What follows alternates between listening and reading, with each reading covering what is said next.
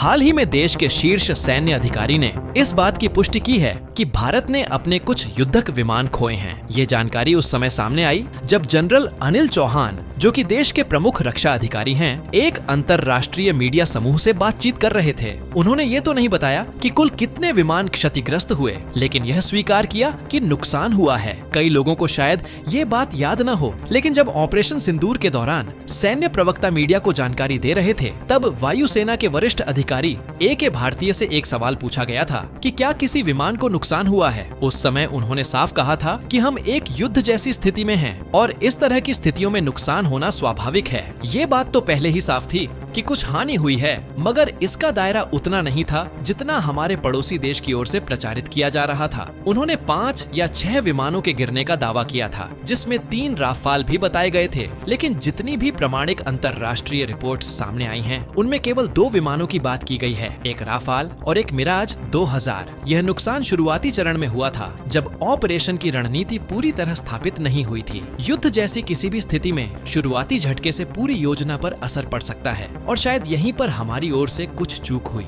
जहां तक सवाल है कि ये नुकसान क्यों हुआ, तो इसके पीछे कुछ थ्योरीज सामने आई हैं। कुछ जानकारों का मानना है कि शुरुआत में हमारी रणनीति में कुछ कमजोरी थी, या फिर हमारी जानकारी को दुश्मन ने भांप लिया। दूसरी ओर यह भी संभव है कि तकनीकी खामी या मौसम जैसी अनियंत्रित परिस्थितियों ने भूमिका निभाई हो। मगर सबसे जरूरी सवाल ये है कि क्या हम अपने लक्ष्यों को हासिल करने में सफल रहे। और इस पर अधिकारियों का कहना है कि भारत ने उस मिशन के जरिए वो संदेश दिया जो देना चाहता था। हानि की भरपाई संसाधनों से की जा सकती है, लेकिन रणनीतिक उद्देश्य की पूर्ति ही असली जीत होती है। 6 मई और 7 मई की दरमियानी रात जब भारत ने पाकिस्तान की धरती पर मौजूद आतंकी अड्डों को निशाना बनाया, तब कुछ शुरुआती घटनाएं ऐसी हुई जो बाद में चर्चा का विषय बन गई। शुरुआत में भारत ने पाकिस्तान की सेना पर सीधा प्रहार नहीं किया था, बल्कि उन इलाकों पर बमबारी की जहां से आतंकी गतिविधियों को अंजाम देने की तैयारी हो रही थी। इसी दौर में कुछ नुकसान की खबरें सामने आई थी, खासकर भारत पाक सीमा के आसपास के क्षेत्रों से। उस समय कुछ मीडिया रिपोर्ट्स ने यह दावा किया था कि कुछ भारतीय फाइटर जेट्स क्रैश हुए हैं, लेकिन हालात युद्ध जैसे होने के कारण इन जानकारियों को सार्वजनिक नहीं किया गया था। बाद में जब जनरल अनिल चौहान ने मीडिया से बात की, तो उन्होंने इस विषय को लेकर कुछ अहम बातें साझा की। उनका कहना था कि मुख्य सवाल यह नहीं है कि विमान नीचे क्यों आए, बल्कि यह है कि वो क्यों नीचे आए, यानी गलती कहाँ हुई और क्या हम उसे समझकर सुधारने में सक्षम हुए। भारतीय वायुसेना और सेना इस स्थिति से सीखने की बात कर रही है। जनरल चौहान ने यह भी साफ किया कि नुकसान का मूल्यांकन उस समय किया जा रहा था और उसके बाद हमारी रणनीति में बदलाव किया गया। उन्होंने यह भी कहा कि हमने जो गलती की थी उसे पहचाना, ठीक किया और फिर पूरी ताकत से आगे बढ़े। शुरुआत में जब हम बमबारी कर रहे थे, तब हम सीमा के काफी करीब थे, जिससे हमारे विमानों पर खतरा ज्यादा था। लेकिन जैसे ही हमने हालात को समझा, हमने रणनीति बदली और अपने फाइटर जेट्स को लंबे फासले से ऑपरेट करने की दिशा में बढ़ गए। इसके नतीजे भी जल्द दिखे। 10 मई की सुबह 4 बजे 30 मिनट पर जब पाकिस्तान ने भारत पर जवाबी कार्रवाई की योजना बनाई थी,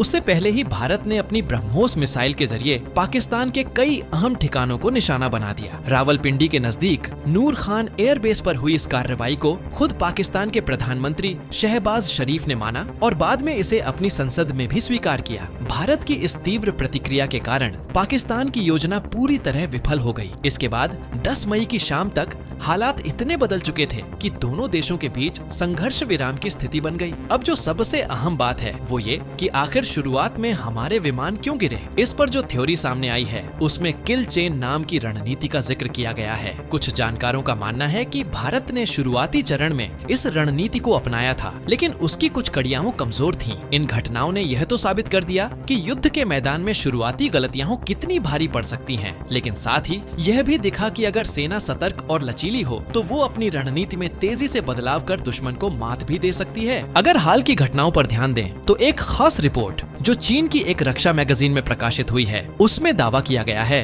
कि पाकिस्तान ने अपने हवाई सुरक्षा तंत्र में एक बेहद असरदार रणनीति का इस्तेमाल किया था, जिसे 3 हिस्सों में बांटा जा सकता है। टारगेट को लॉक करना, मिसाइल लॉन्च करना और उसे हवा से गाइड करना। जब भारत ने 6 मई और 7 मई की दरमियानी रात को आतंकी अड्डों पर कार्रवाई शुरू की, जिनमें पीओके के मुजफ्फराबाद, कोटली, गुलपुर जैसे इलाके शामिल थे, और फिर आगे बढ़ते हुए चक अमरू, सियालकोट, मुरीदके और बहावलपुर जैसे पाकिस्तान के अंदर मौजूद ठिकानों को भी निशाना बनाया गया, तो शुरुआती चरण में भारत के कुछ लड़ाकू विमानों को नुकसान हुआ। अब इसका एक बड़ा कारण ये माना जा रहा है कि हमारे फाइटर जेट्स ने जो ऑपरेशन किया था वो पाकिस्तान की सीमा के बहुत नजदीक से हुआ। इससे ये खतरा और बढ़ गया कि दुश्मन के पास जवाब देने का समय और सटीकता दोनों ज्यादा हो गए। पाकिस्तान ने संभवतः जो रणनीति अपनाई वह बेहद समन्वित थी। सबसे पहले उनके जमीन आधारित रडार सिस्टम ने हमारे विमानों को ट्रैक करके उनका निशाना लॉक कर लिया। इसके बाद उनका लड़ाकू विमान, जिसे चीनी निर्मित J-10 कहा जाता है, उसने मिसाइल छोड़ी और फिर तीसरा चरण आया जिसमें उनका एयरबोर्न अर्ली वार्निंग एयरक्राफ्ट यानी हवाई निगरानी विमान हवा में उस मिसाइल को टारगेट की दिशा में गाइड करता रहा। ये पूरी प्रक्रिया मिलकर उस किल चेन रणनीति का हिस्सा बनती है। एक सिस्टम लॉक करता है, दूसरा हमला करता है और तीसरा हवा से मिसाइल को नियंत्रित करता है। और अगर ये सच है तो इसका मतलब ये है कि उस समय सीमा के नजदीक हमारे विमानों की तैनाती उन्हें ज्यादा जोखिम में डाल रही थी। यही वजह रही होगी कि भारत को महसूस हुआ कि पाकिस्तान के एयर डिफेंस नेटवर्क को निष्क्रिय करना बेहद जरूरी है और इसका नतीजा सबने देखा। अगले ही दिन भारत ने लाहौर के आसपास मौजूद उनके वायु रक्षा तंत्र को निशाना बनाकर उसे पूरी तरह से ध्वस्त कर दिया। इस एक्शन ने साफ कर दिया कि भारत ने बहुत तेजी से रणनीतिक निर्णय लिए, दुश्मन की ताकत को पहचाना और उसका प्रभावी जवाब दिया। यही सैन्य कुशलता की असली पहचान होती है, तुरंत सीखना और अगले ही क्षण पूरी तैयारी से पलटवार करना। अगर हम हालिया घटनाक्रम को थोड़ा बारीकी से समझें तो एक बात साफ होती है कि शुरुआती ऑपरेशन में भारत की तरफ से कहीं न कहीं एक रणनीतिक चूक हो सकती है। जानकारों का मानना है कि दोनों देशों की वायुसेनाओं के बीच जो मुकाबले के नियम तय थे उसमें अंतर था। शुरुआत में जब भारतीय वायुसेना ने कार्यवाही शुरू की थी तो उसका लक्ष्य सीधा सपाट था, सीमा पार मौजूद उग्रवादी ठिकानों को खत्म करना। इसके लिए राफेल जैसे आधुनिक विमान को जिम्मेदारी दी गई थी कि वो जमीन पर मौजूद उन टारगेट्स को निशाना बनाए जो वर्षों से आतंक की खेती कर रहे थे। लेकिन शायद चूक इस स्तर पर हो गई कि राफेल को उचित सुरक्षा घेरा नहीं दिया गया। सोचिए, अगर वो किसी मिशन पर निकला है जहां उसे सीधे दुश्मन के क्षेत्र में बमबारी करनी है तो उसके चारों ओर निगरानी रखने वाला और हमला रोकने वाला सिस्टम होना चाहिए था, जैसे कोई एस्कॉर्ट फाइटर या हवाई निगरानी विमान। ये सिचुएशनल अवेयरनेस का मामला होता है जहां एक छोटी सी कमी किसी बड़े नुकसान का कारण बन सकती है। ऐसी स्थिति में अगर राफेल को केवल जमीन पर बम गिराने की इजाजत दी गई थी लेकिन आसमान में सामने आए दुश्मन के किसी लड़ाकू विमान से टकराव की स्थिति में उसे जवाब देने की अनुमति नहीं थी तो ये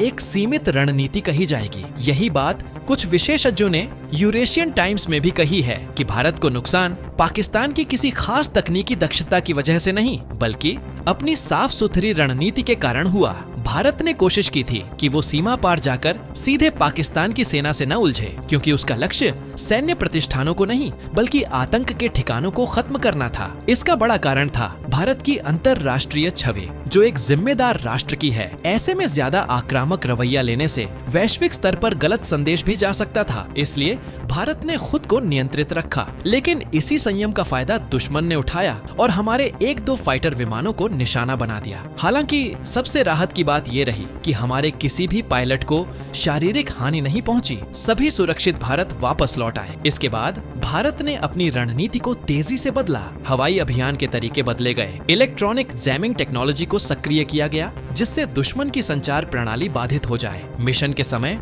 और मार्ग को बदल दिया गया और दूर से मार करने वाले हथियारों का इस्तेमाल तेज कर दिया गया। इस पूरे घटनाक्रम से एक बात साफ हो जाती है, भारत ने न केवल इस शुरुआती झटके को स्वीकार किया बल्कि अपनी रणनीति को तुरंत सुधार भी दिया। हाँ, हमारे 1-2 विमान जरूर प्रभावित हुए लेकिन जो लक्ष्य था वो हमने पूरा किया। पाकिस्तान भले ही अपने किसी भी नुकसान को स्वीकार न करे और झूठे दावे करता रहे, लेकिन भारत ने हमेशा पारदर्शिता रखी। आगे बढ़ते हुए ये तय है कि भारतीय सैन्य रणनीति में कुछ बदलाव होंगे। अब ज्यादा जोर संयुक्त अभियानों पर होगा जहां वायुसेना, थल सेना और नौसेना मिलकर ऑपरेशन को अंजाम देंगी। साथ ही निगरानी और इलेक्ट्रॉनिक जंग की ताकत को बढ़ाया जाएगा और जो मिशन क्लियरेंस की प्रक्रिया है, यानी किसी विमान को कब, कैसे और किस हद तक जवाब देना है, उसे भी और स्पष्ट किया जाएगा। इन सब के बीच भारत को अपनी मजबूती को याद रखना होगा। हम एक बड़ा देश हैं और छोटे छोटे नुकसान को बढ़ा चढ़ाकर दिखाने की कोशिश हमेशा होगी, लेकिन असली मायने ये रखते हैं